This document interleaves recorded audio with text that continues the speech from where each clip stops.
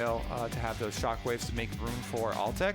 I think this draft on the TSM side actually gives them quite a lot of possibilities in the early game. Since they did lock in the Lee Sin's advantage over Trundle is the mobility that he has just in spades over Trundle. There's so many opportunities for Lee Sin to make plays on lanes and to kind of ignore a lot of what Trundle's trying to do as he tries to run after you and catch up and bite you. Just jump away. Excited to get into it. We are going to have the full tank Aftershock Fiddlesticks coming from the solo lane. Now, on live, it was taken down a little bit in power because they reduced the damage of your W drain to minions by 10%, but it's still higher than what it was previously. Yep, and for all players who may not be super familiar with sort of how Fiddlesticks changed, I think one of the biggest things that catches people off guard playing against this champion now is people remember Fiddlesticks' drain as walk out of it because obviously that's the natural counter, but so much of the damage is in there if you stay towards the very end and have it proc at the end for that max HP bonus. Yeah, you get some burst at the end. Nice little kick. It bursts at the end, so even if you can only manage to walk out of the last half second, you need to do it, as Soaz could be in some trouble here. Walking away from the entirety of TSM, they will not be able to close the gap and actually CC him. Doublelift just grabs some extra damage. Soaz gives him the emote, says, yeah, sure, okay, see ya. And he'll go back to base in plenty of time. This isn't going to have any effect on the lane. There is no. I really like this. Soaz is one of the most veteran players that you can even have on a League of Legends team. He has been playing since the beginning of competitive League of Legends Season 1, and he recognizes there's no crowd control. Even though Doublelift has an inside track on me on the top side, I will just run straight through the Kaisa. So good job for Soaz, just keeps a level head, and he's able to walk his way out of that one. Good attempt from TSM to get that pincer move and try and get a summoner or something, but because they don't have the best level 1 champions for pulling it off, they don't have the crowd control, Soaz is able to shrug it off. I will say you can actually see a little bit of what we were talking about with the Fiddlesticks little burst at the end of the drain there as he was farming up in the mid lane. Even onto the minions, it just ticked down a little bit and then poof, right there at the end hits you a little bit harder as Spica might just invade Potluck here at level 2, but Potluck is aware that Spica's making his way in here. Big brain. Oh, he's going to get the bite. If Lee Sin walks right up to you, then it's such a big advantage for the Trundle, but the extra ward, Spica is not going to just jump right into it. And he's got a pushing top lane since he has the set into Ornn matchup. That is full priority towards the set. And meanwhile, Fiddlesticks, that was the effigy flash, so everybody's going to freak out when they start seeing a lot of flash animations. Fiddle flashes, yeah. Yeah, your ward turns into the effigies, of course, that will flash and try and make your opponents freak out. But again, you just try and shove the wave. Even though on live the damage got taken down to minions a little bit, it's still really potent in doing it. And I just wanted to tack on your point about the burst at the end for the W. It's very important that you finish the drain because not only is the burst damage there, but it refunds 60% of the cooldown. Here's Spica, level 3, looking at the dive. This could be really good or really bad, depending on how clean they play it. Let's see, it's a 3-man dive, Soaz with a 3-man knockup. Looking to survive this one if he can, but the Haymaker is there. Broken Blade will take one last turret shot on the way out, and TSM, they do it right, and they get the first blood.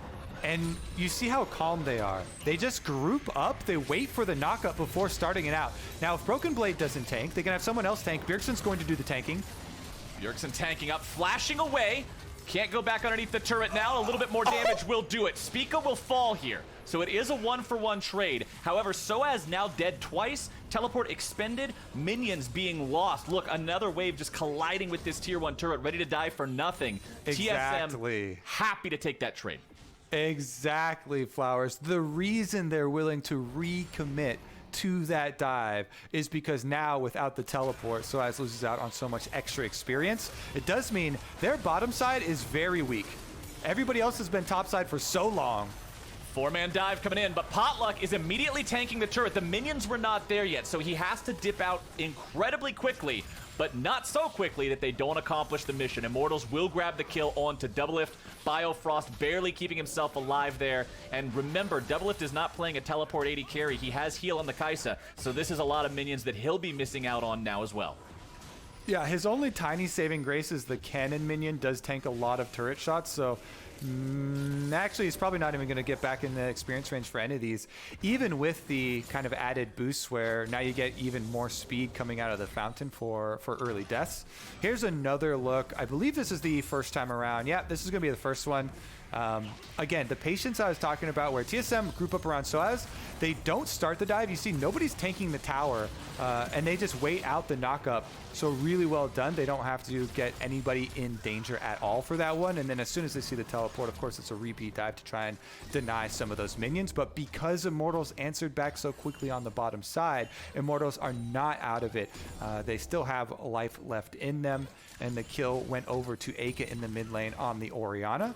So maybe he'll be able to do a little bit of extra roaming around from the mid lane, because it's very hard to push a Fiddlesticks out of lane. Part of the reason pros have started playing it full tank Fiddlesticks in a solo lane in solo queues because it has so much sustain. It's similar to what people used to have with old Vladimir solo lanes, where you try and sustain a whole bunch, you spam your W on Fiddlesticks, a lot of the harassment gets shrugged off, and you get to push the waves over and over.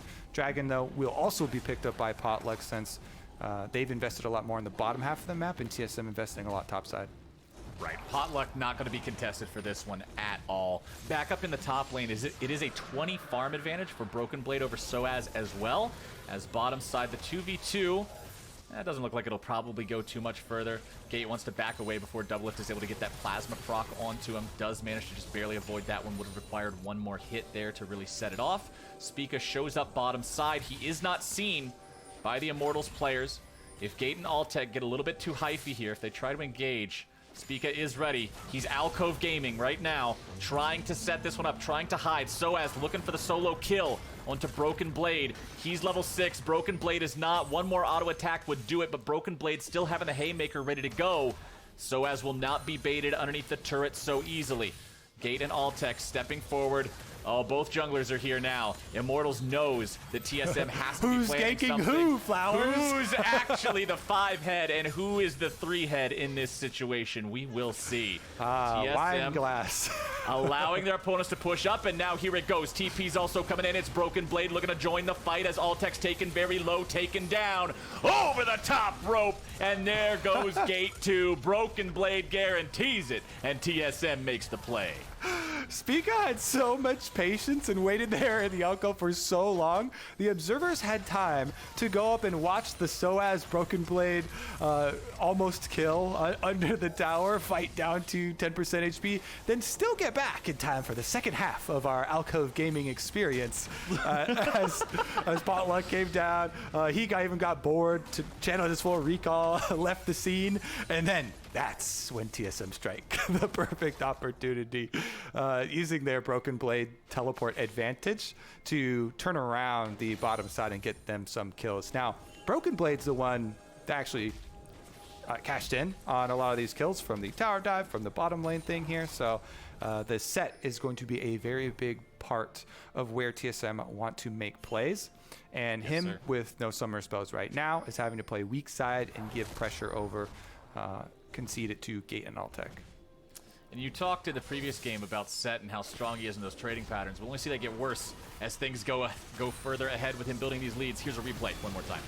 Yeah, and I like they start the replay by saying just when Immortals feel confident, okay, we've got the wave pushed in, don't think the gank is actually coming from Spica, but little do they know, Spica's been in that alcove for a good few minutes. Long time. Already. In the end, back to business as usual for Immortals, though, and they're cashing in on several turret plates. Lots of money going into the Immortals' pockets here. They are down about 1,000 gold, so they need to catch up somehow. And turret money should do a good job at helping alleviate some of that. But on the other side, it's TSM who have rotated their bottom lane into the top side of the map. Make sure they have control over this now. They already know they can't go for the Drake because it was previously secured by Immortals, so they go for Rift Herald instead. And with Biofrost and Doublelift up here, this will be the opportunity to potentially use Shelly, get some of that plate money. Remember, the ideal Shelly usage is to kill the last couple of plates instead of the early ones because they're more resistant. Now let's see if Aka will be over here in time to stop this blue steal. I don't believe so. Spica should be able to clean this one up nice and easy before Potluck arrives. Yes, sir. And Gate will look to sweep away some vision. as Aka drops the shockwave on himself, trying to get away. Nice pillar coming down. Spica could be in some trouble here. Kicks Aka away, but able to follow after and flash back over the wall to safety. Winter's Bite finds it, but the rest of the damage not quite there. Soaz will not hit the target with the ram, but now he's able to find some damage onto Biofrost, who gets himself away with a grand exit. Bjergsen now being focused. CC coming down, damage going through. Immortals not finding what they need, and Bjergsen will turn it right back around with the Crow Storm. TSM will take down the Immortals mid laner. They will steal the Immortals blue buff, and they will all walk away. That turned from Spica kicking him over into the wolves, only to kill him in the wolf pit, and then flashing right back over the wall, over to the blast cone, and having a successful TSM saving Private Spica after his deep mission into enemy territory to take down Aka. Then you thought it was going to be another saving mission. They've got to save Biofrost out of there, but he, on another highly mobile champion, like we talked about in Champ Select, TSM investing so highly in mobility and playmaking for their champions. That little section of skirmish right there really does show those strengths, where Lee Sin and Rakan both able to get out, not allow the kill to go over, not allow those triumph heals to go over or the extra experience to the enemy team. And TSM actually make a successful mission of killing Aka in the IMT jungle and exiting. They still have the Rift Herald, but Dragon spawning now means it's going to need a 5-person reset. Teleport's available for Soaz, but it would be a very late setup for Immortals. Also important to note, not all of the ultimates are available again. We're still very early into the game. It's level 1 ultimates for everyone in the game. So considering that last fight wasn't too long ago, you still don't have a Crow Storm available. There's still no Ornhorn. Subjugate just about now ready to come off of cooldown. So neither team really wanting to fight for that one, and TSM recognizing they have the advantage, they have the priority, they're able to secure it for themselves. And we're on to my favorite rift. The Therapy Dragon has arrived. The Ocean Soul is the name of the game, and not only is it relaxing to look at, but it makes everybody want to fight for every dragon, because nobody wants to lose an Ocean Soul.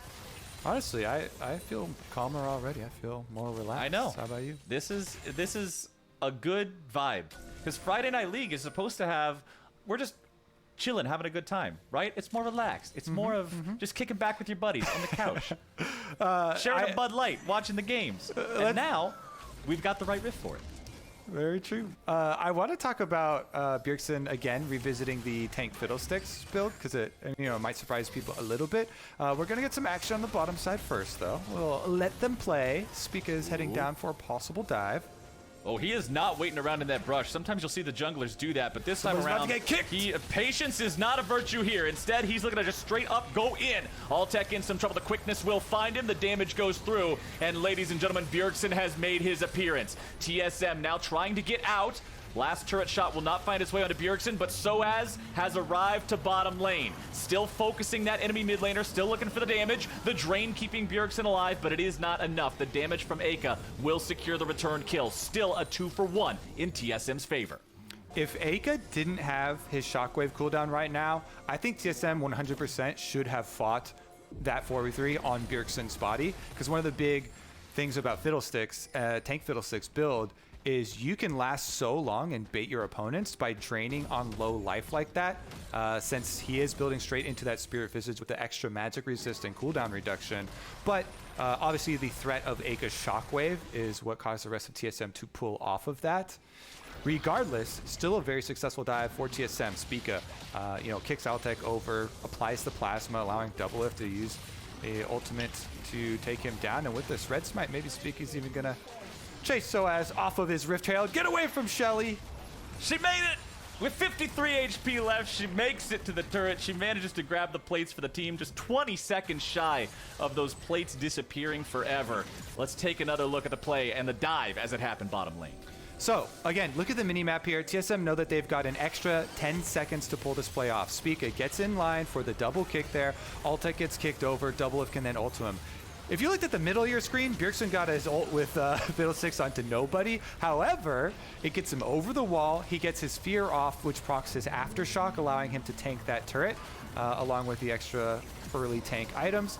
And then that's that moment I was talking about where if there was no Shockwave, they probably could have turned that, but they already made the call for Spica to start recalling, Doublelift and Biofrost both backing up with just Doublelift kind of thinking about fighting on Bjergsen's body as he made a last stand with the Drain.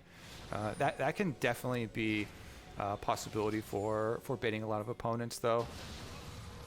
There's a worse thing to do than err on the side of caution. You don't want to end up taking a fight that loses you 3 guys to a shockwave, as Spica and Biofrost dashing away together. Biofrost with the grand entrance as an exit, Spica dashing to the ward at the same time. Almost made it look like he was dashing to Biofrost as Biofrost moved. It almost looked super coordinated, as Spica could now be in some trouble. Biofrost using the quickness to maybe turn things back around, able to find the charm onto everybody from the side of Immortals. And Alltech is already out of this one, Kobe. Gate's about to follow. Flash over the wall just a little bit too early means the resonating strike will follow his movement, and it's 2 dead on the side of Immortals. TSM are just playing this game better. They are playing it more coordinated. Yeah, we got a front row seat to some of the Hail of Blades Kaisa burst in that one as well.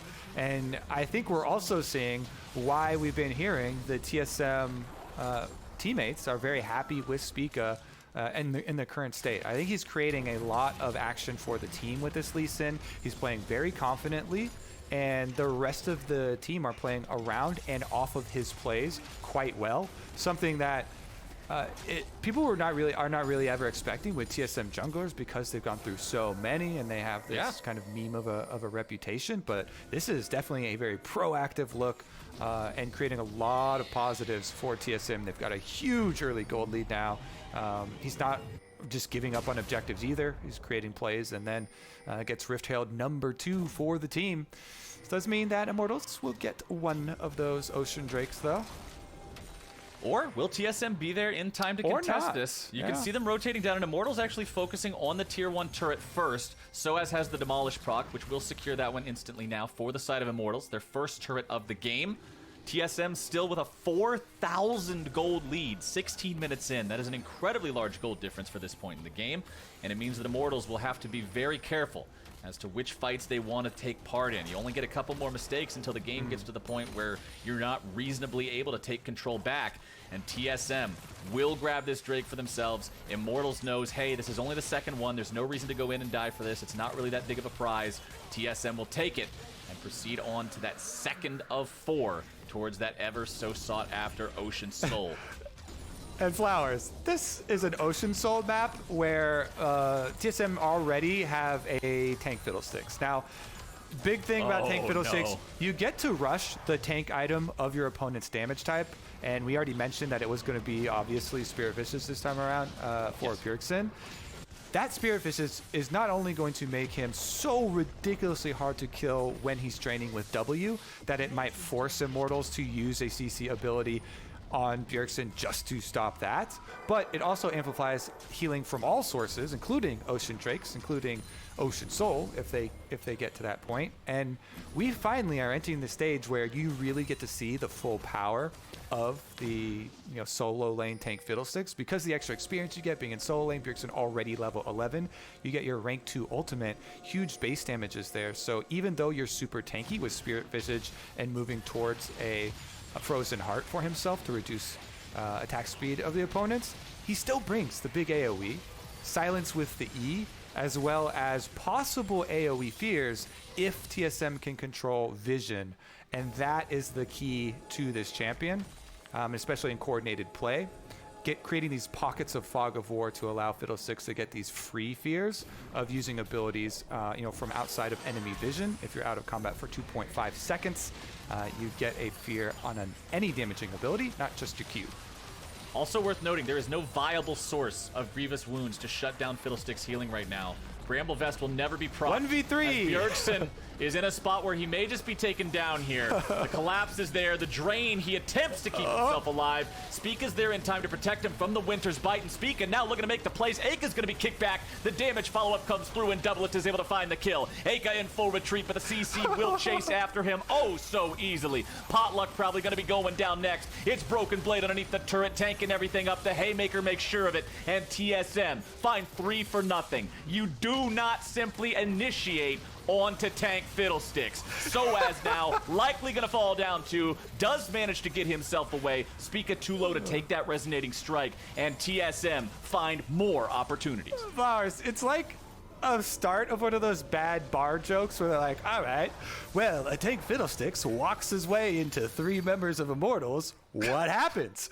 Well, nothing. They can't kill him. Turns out that's actually one of the most vulnerable positions that you'll see a Fiddlesticks at, is literally just walking up into Fog of War. This is a very old replay, actually, where we saw the top side burst damage. It was double lift with the Hellblades Kaisa, Spica and Bifrost working well in tandem to turn that around and get the pick for the team, getting 2 kills for themselves. When we were talking about, oh my god, this TSM, they're playing so proactively. Currently, coming off of week 1, TSM has the fastest average game time of all LCS teams, and it looks like this one they're pushing ahead at a very quick pace. But back to the memes. The most important part of the full tank Fiddlesticks. That's as vulnerable as he gets. You know, just walking up into a brush, like melee range of 3 members. They weren't all carry members of Immortals, but Immortals only have 2 carry members. Everybody else is tank line, so they don't have a lot of DPS that's ever going to be able to take him down. And you already mentioned they also don't have healing reduction, no grievous wounds. So Bjergsen, he pops his aftershock with the fear. He walked away. He did have to get the heal from double lift, but they got him out alive. I mean, technically, Immortals has a Grievous Wounds. Ornn has a Bramble Vest. But I think any world where Fiddles is walking up and slapping Ornn with a 30 damage auto attack is pretty troll. So we're not really ever going to see that, as Doublelift and Bjergsen, they show SOAS exactly how tanky he is. Spoiler alert, it's not very tanky.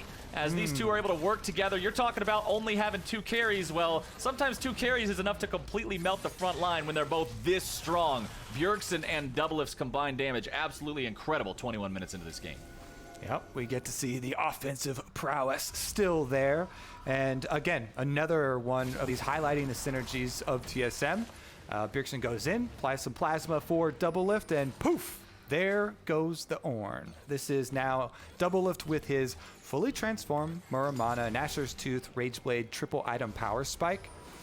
It is incredibly scary, and again, with the Hail of Blades, has burst damage to take down either Aka or Altek if they get tagged with Plasma, which is easy to do because Lee Sin kicking somebody through the team, Fiddlesticks ulting over a wall, Rakan jumping to Lee Sin and then into the back line, or Broken Blade going for a flank. All of those things can allow Doublelift to be an assassin as the Kaisa and not have to fight front to back like Immortals want to do with their team comp from Champ Select, you know, showing a very standard frontline composition. It's gonna be so difficult for Altek and Aka. So I feel like we have to look at the game from Immortals' perspective, because that's hard mode. Yeah, everything's difficult right now for Immortals. I also want to point out a small detail. That kill that was just acquired by Doublelift and Bjergsen a minute ago was the first kill of the game for TSM that Spica did not participate in. He has had 12 of 13 kill participation on this Lee Sin and has been the absolute catalyst of all this success so far. Cannot understate how good of a game he is having here on this Lee, facilitating the rest of the team, getting to the point where we're able to talk about this incredible lead they have. Back at 16 minutes into the game, I said 4K. That's a rough spot to be in. This lead is now over 8,000 gold 22 minutes in. And when I said if you're Immortals and you're not careful, you're going to get to the point where it's out of your control, it's out of their control. TSM has to screw up. When you're down 8,000 at 23 minutes into the game, the other team has to screw up, and they got to do it pretty badly for you to really have a chance to come back into this game. I would say that TSM's in the driver's seat and Immortals are stuck in the passenger side hoping for a chance to drive. They're in the trunk. They're trying to figure out a way to get back into the part of the car where you can actually see the road, but it's so hard right now because TSM have just been shutting them down at every opportunity. They surely have. And again, they're doing a very good job of keeping up the pace of the game. Spica and Bifrost constantly invading together to clear out the vision. Looks like they're trying to pull them over to the Baron right now, SOAS teleport's available. Let's see if TSM can actually get that cooldown out of Immortals. And they've got the flank. Oh, this is not not ending well for Immortals. I wasn't even going to try to keep up with how fast those health bars were dropping because I knew they were going to be 0 before I finished my sentence no matter what. Soaz finds the Ornhorn at the back end of the fight. Biofrost will be taken low, but Doublelift is godlike. TSM is shredding these Immortals players. The entire team evaporates in front of your very eyes, and that's a clean ace for TSM. Baron, naturally the call. Yeah, I mean, it's just so one-sided right now. TSM are going to take the Baron, and that should be enough for them to crack inside the Immortals space. Probably pushing, towards Nexus turrets with it. Honestly, this last one was just another clip for the Spica highlight reel at the end. Very smooth insect that he had to get the extra kill onto Orianna. Let's take another look at it though. Biofrost, they had just cleared that control ward. He flanks around, he takes down immediate 2 kills right off the board. Then Aka does get a shockwave, and since Soaz turns around, it looks like Immortals, maybe we can try and chase down a kill here. They used a lot, but Spica slides in so clean, uses the Q hop into the ward hop over behind Aka to kick the last possible threat into the team. And TSM get the ace, they get the Baron. This just looks like them firing on all cylinders. And what a resurgence. From Spica to go from that meme of a Kane game to this, right? Complete dominance. And now Immortals somehow have to try to survive this. I say somehow because I can't think of a way that they do. TSM have a 5-digit lead 25 minutes into the game. It's a situation where I fully expect them to end the game with this Baron power play, especially considering their current average game times, considering how this team has been able to close out so far. Yeah, it's a small sample size. We're only in and week one of 2 them was of them the getting LCS. closed out on. But for a team who has aspirations to be at the top again, and for a team who's talking about how they're ready to come back swinging now that they've got Doublelift and everything's locked and loaded and ready to go, you want to see them finish it on this Baron power play and put their money where their mouth is. Now they're pushing 2 separate lanes at once. It's Broken Blade keeping the bottom lane enchanted with the Baron buff, while everybody else is pushing mid and top together. Tier 2 turrets now down in every single lane. The only thing left standing for Immortals is all within those base walls. Can TSN crack them? It looks like they will. Bottom lane tier 3 turret, 25%. Hey man, no spoilers. Sorry. I mean, 25%. I'm looking down the tools here of Immortals. I'm like, all right, we got to build some sort of game plan, some story for them right there. Backed into a corner here. But they honestly just don't even have any damage either. This is the Frozen Heart Ezreal, or excuse me, Frozen Fist Ezreal, Iceborne Gauntlet. So it is more tanky, but it's a 2-carry team, and one of them does not have a lot of juice behind it. Aka also hasn't finished the death cap, so they're close to having a possible powerful shockwave, but honestly, that shockwave even right now isn't very threatening to TSM, and since they have a triple frontline team, there's no way for you to pull a surprise move. When you draft a team like this, you need to have control of objectives early so that your 2 carries can pull a lot of weight and your front line can set them up. But when you are so far behind like this, it means that you don't have any sort of surprise damage to even burst down members of TSM that are out of position. Yeah, I mean, if you're not going to be able to get anything... Wait, death cap complete. Okay, maybe that's it. All right, we've got death cap complete. So as soon as Soaz hits level 15, he will then be able to enchant that death cap for Aka, and maybe there's a small light shining in the darkness. And Aka hits 16 next, maybe? Okay. We'll see. You need some more experience. I still think that light shining in the darkness is probably when you close your eyes too hard and you're seeing spots there. It's not actual light.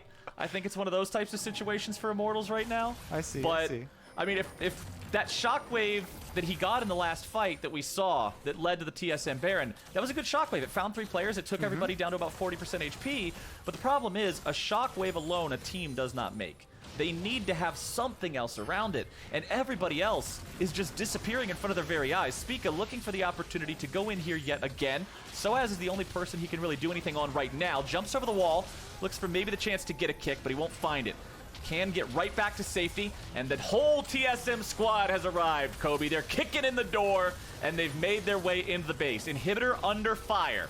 TSM now backing away. Soaz has decided to initiate. He fires the Ornhorn off at Bjergsen to interrupt what he thought could be an ultimate channel, but considering Bjergsen was not channeling, nothing has been interrupted. Biofrost looking to engage with the quickness, and here we go. Bjergsen tries to make his way into the fight. The Crow Storm coming up, the damage going down, Double is going legendary, and they manage to take down Gate while everyone else retreats. Spica is low on HP. Bjergsen being chased down now by Alltech.